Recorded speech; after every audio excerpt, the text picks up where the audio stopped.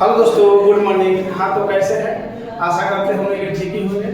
चलिए, आज हम क्लास 10 का प्रीवियस ईयर क्वेश्चन लेकर आए हैं। ऑब्जेक्टिव क्वेश्चन आया है 2011 का सेट ए का। चलिए देखते हैं इस क्वेश्चन का सबसे बड़ी हैसियत क्या है। ये 2011 का सेट है दोस्त, कितना है? 2011, ठीक है। सेट जो है सेट ए है, ठीक है। सेट ए में फर्स्ट क्वेश्चन पूछा है कि बताइए कि हीलियम कैसा तत्व है, ठीक है। हीलियम जो है वो कैसा तत्व है? हीलियम जो है वो अक्रिय है। कैसा है? अक्रिय है, ठीक है। चलिए दूसरा का नंबर बात है कि जल में हाइड्रोजन तथा ऑक्सीजन की परमाणु संख्याओं का अनुपात क्या है, मतलब अनुपात कितना होता है, ठीक है। तो ऑप्शन तो दे दिया है, ऑप्शन दे दिया है कि 2:1, 2:3 और 3:1 और 2:2। लेकिन इसको हमको निकालना कैसे है भैया? क्या करेंगे? जल में कर रहे हैं ना, तो हम लिखेंगे जल का सूत्र क्या होता है? H2 होता है, H2, ठीक है। पूछ रहे कि ऑक्सीजन और हाइड्रोजन और ऑक्सीजन के अनुपात, हाइड्रोजन हो गया ये, ऑक्सीजन हो गई। हाइड्रोजन के परमाणु संख्या कितना है? 2। ऑक्सीजन के परमाणु संख्या है 1। कितना है? 2, यानी कि अनुपात में निकलेंगे तो H/O बराबर 2/1, ठीक है। तो हमारा राइट आंसर हो जाएगा ऑप्शन नंबर ए, ठीक। अब चलिए आते हैं करें कि आवर्त सारणी में कितने आवर्त होते हैं। आवर्त सारणी में कुल कितने आवर्त होते हैं? तो 7। आवर्त सारणी में कितने आवर्त होते हैं? 7। अब पूछेंगे कि आवर्त सारणी में कितने वर्ग होते हैं, तो वर्ग कितने होते हैं? 18। वर्ग कितने होते हैं? 18। वर्ग कितने होते हैं? 18। आवर्त कितने होते हैं? तो 7, ठीक। करें कि सिलिका क्या है? करें कि सिलिका क्या है? कहीं कहीं का सिलिकॉन क्या है, कहीं कहीं सिलिकॉन और कहीं सिलिका देता है, ठीक है। घबराना नहीं है। करें कि धातु है, मेटल है कि नॉन मेटल है, धातु है कि इनमें से कोई नहीं। देखिए सिलिका नहीं धातु है, नहीं अधातु है, नहीं उपधातु ही क्या है? अर्धचालक है। सिलिका क्या है? अर्धचालक है। क्या है? सिलिका एक अर्धचालक है। देखिए सिलिका भी अर्धचालक है। जर्मेनियम भी क्या है? जर्मेनियम भी क्या है? अर्धचालक है। याद रखिएगा, जर्मेनियम का है अर्धचालक है और सिलिकॉन भी क्या है? अर्धचालक है। चलिए अब नेक्स्ट क्वेश्चन पे आते हैं। चलिए नेक्स्ट क्वेश्चन पर आते हैं और देखते हैं क्या करें कि OH -OH क्रियाशील मूलक कैसा मूलक है, क्या है? OH क्या है? तो OH क्या है हमारा? एल्कोहल, ठीक है ना। क्या है? एल्कोहल है। प्रकृति में ऑक्सीजन का संकुचन कैसे बना रहता है? तो प्रकृति में ऑक्सीजन का संकुचन बना रहता है तो प्रकाश संश्लेषण द्वारा। प्रकृति में ऑक्सीजन का संतुलन कैसे बना रहता है? तो प्रकाश संश्लेषण द्वारा। कौन है अगला क्वेश्चन कि पौधों में श्वसन क्रिया के अंतर्गत एडीपी के टूटने से कितनी ऊर्जा मुक्त होती है? एडीपी के टूटने से 30.5 कैलोरी जूल प्रति मोल, यानी कि 30.5 यानी कि 30.5 कैलोरी जूल प्रति मोल, ठीक है। एक और आता है एटीपी। एटीपी का पूरा नाम एड्रीनोसिल ट्राइफॉस्फेट। एड्रीनोसिल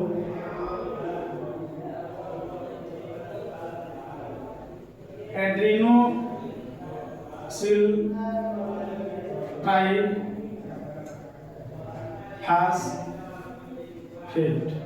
ठीक है।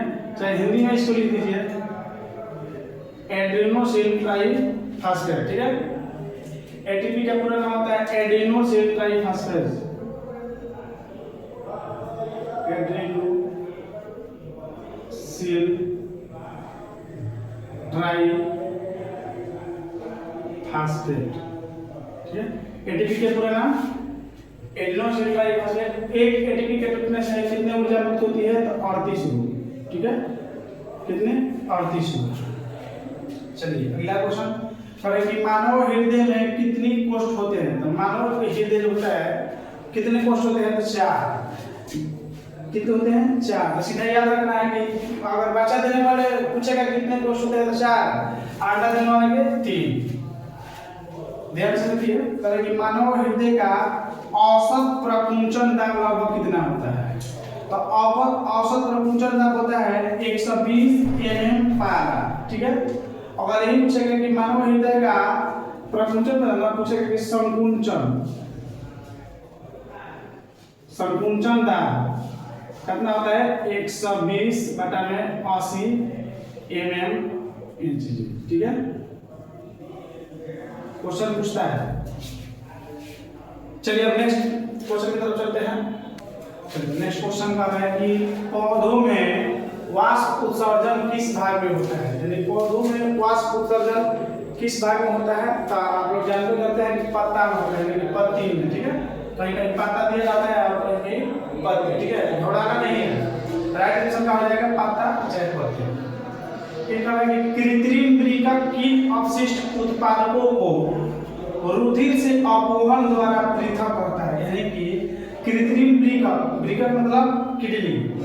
कृत्रिम वृक्क किन अपशिष्ट पदार्थ यानी किडनी किन अपशिष्ट पदार्थों को अपोहन द्वारा पृथक यानी अलग करता है। ठीक है, तो नाइट्रोजन। ठीक है, मैं कृत्रिम वृक्क किन अपशिष्ट पदार्थों को रुधिर मतलब क्या खून से यानी किडनी में जो अपशिष्ट यानी खराब है जो ब्लड होते हैं उसके किसके द्वारा अलग करता है। तो नाइट्रोजन के द्वारा। ठीक है, नाइट्रोजन को देखिए कहीं कहीं नाइट्रोजन के ऐसे भी दे रहा है N2 ऑप्शन में, कार्बन के जैसे C, ऑक्सीजन के O2। ठीक है, अब आइए ध्यान से कारण कि हाइड्रा में प्रजनन किस विधि से होता है। अगर हाइड्रा में प्रजनन किस विधि से होता है। तो हाइड्रा में प्रजनन किस विधि से होता है। तो मुकुलन विधि से होता है। ठीक है ना, राइट आंसर हो जाएगा बी, मुकुलन विधि द्वारा। फिर कह रहा है कि किसी माध्यम के अपवर्तनांक म्यू, इसको क्या कहते हैं म्यू का मान होता है। यानी कि किसी माध्यम में अपवर्तनांक का मान क्या होता है। इस तरह किसी माध्यम में अपवर्तनांक का मान होता है साइनाई बटा साइनार, जिन्हें स्नेल का नियम भी कहते हैं। ठीक है, चलिए अगला क्वेश्चन आ रहा है। क्वेश्चन नंबर 14 देखते हैं। दाढ़ी बनाने यानी कि दाढ़ी बनाने में कौन सा दर्पण का उपयोग होता है। तो दाढ़ी बनाने में अवतल दर्पण का उपयोग होता है। भैया किस दर्पण का उपयोग होता है। अवतल दर्पण का होता है। काहे लिए अवतल दर्पण का उपयोग होता है। इसलिए होता है कि उसमें बड़ा बड़ा दिखाई देता है। तो अवतल दर्पण में बड़ा दिखने के लिए क्या करते हैं, बड़ा बड़ा वस्तु को देखने के लिए अवतल दर्पण का उपयोग करते हैं। और जो गाड़ी बड़ी होती है जो साइड में जो शीशा होता है ऐनक उसमें उत्तल दर्पण होता है। उत्तल दर्पण का उपयोग इसलिए करते हैं कि उसमें छोटा दिखाई देता है, सेम आकार का दिखाई देगा। जिस स्थान पर वस्तु है पीछे उसी स्थान पर दिखाई देगा, उतने दूरी यानी डिस्टेंस पर दिखाई देगी और उतना ही छोटा दिखाई देगी। लेकिन अवतल दर्पण में उपयोग नहीं करते हैं साइड मिरर के रूप में। अगर अवतल दर्पण का उपयोग करेंगे तो पता ही नहीं चलेगा कि कौन है, गाड़ी कितने दूर है, कितने नजदीक है, उससे दुर्घटना भी हो सकती है। चलिए तब फिर नेक्स्ट क्वेश्चन पे चलते हैं। ये नेक्स्ट क्वेश्चन क्या कर रहे हैं। नेक्स्ट क्वेश्चन देख लीजिए। माने कि स्पेक्ट्रम में किस रंग की किरण का झुकाव अधिक होता है। माने कि स्पेक्ट्रम में किस रंग की किरण का झुकाव अधिक होता है। तो बैगनी के झुकाव का है अधिक, तो बैगनी के। और कहेगा कि कम कहेगा तो किसको कहेंगे लाल का। ठीक है, झुकाव कहेगा यानी स्पेक्ट्रम में किस रंग की किरण का झुकाव सबसे अधिक है। तो बैगनी के। और किस रंग का झुकाव सबसे कम है। तो लाल के। ठीक है, और क्वेश्चन आएगा कि किस रंग का तरंगदैर्घ्य सबसे ज्यादा होता है। तो लाल के। अगर तरंगदैर्घ्य पूछ दिया तो लाल क्या होगा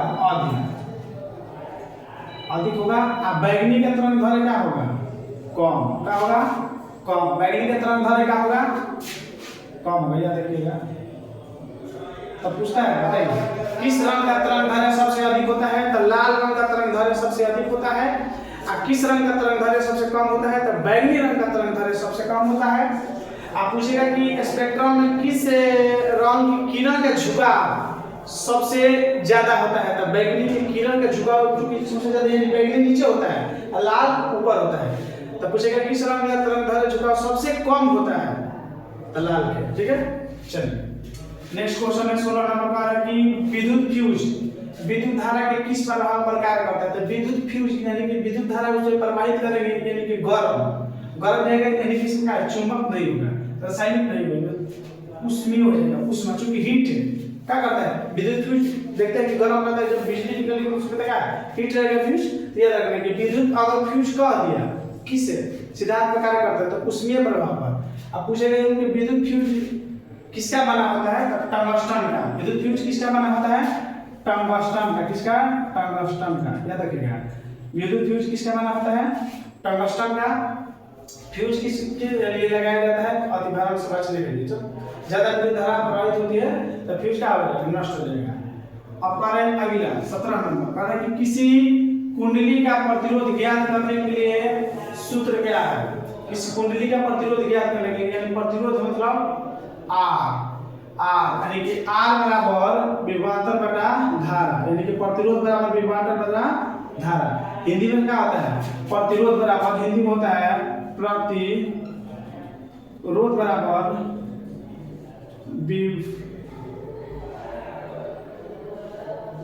विभवांतर बटा में धारा, हिंदी में भी दे सकता है विभवांतर बटा धारा, याद रखिएगा, ठीक है। चलिए 18 नंबर का हमारा क्वेश्चन, डायनेमो से किस प्रकार की धारा प्राप्त की जा सकती है। यानी डायनेमो एक प्रकार का होगा जनरेटर, ठीक है।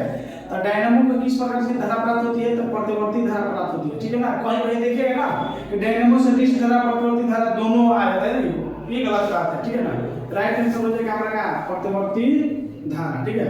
अब कहेंगे डायनेमो यांत्रिक ऊर्जा को विद्युत ऊर्जा में बदलता है। डायनेमो का कार्य क्या है, यांत्रिक ऊर्जा को विद्युत ऊर्जा में क्या करता है, रूपांतरित करता है, यानी कि बदल देता है। डायनेमो किसको बदलता है, यांत्रिक ऊर्जा को विद्युत ऊर्जा में, ठीक है। अब 19 नंबर क्वेश्चन है, करेंगे डेंगू उत्पन्न, यानी कि डेंगू उत्पन्न करने वाले मच्छर किस तरह के जल में रहते हैं, ठीक है। तो डेंगू उत्पन्न करने वाले मच्छर किस तरह के जल में रहेंगे भैया, तो साफ जल में। डेंगू उत्पन्न करने वाले मच्छर किस तरह के जल में रहेंगे, साफ जल, ठीक है ना। किस में रहेंगे, तो साफ जल में, ठीक। डेंगू उत्पन्न करने वाले साफ जल में रहेंगे। और मलेरिया उत्पन्न करने वाले जो होते हैं ना, वो गंदा जल में। मलेरिया वाला क्या होते हैं, मलेरिया वो गंदा जल में होता है, ठीक है, वो गंदा जल में। करेंगे अगला 20 नंबर, लास्ट क्वेश्चन है हमारा 2011 के क्वेश्चन नंबर 20 लास्ट है। करेंगे निम्नलिखित में से कौन बायोगैस ईंधन का स्रोत नहीं है। तो लकड़ी तो है भैया, बायोगैस उससे निकलती है। बायोगैस किसको बोलते हैं, यानी कि मीथेन को, CH4 को। गोबर इससे भी निकलेगी, कोयला से भी निकलता है, लेकिन नाभिकीय ऊर्जा से नहीं निकलती है। चलिए, आशा करते हैं कि ये वीडियो आपको बहुत ही बेहतरीन ढंग से समझ में आई होगी। अब इसका पूरा ऑब्जेक्टिव हो गया कि हमारा 2011 का है सेट 1 का ऑब्जेक्टिव क्वेश्चन।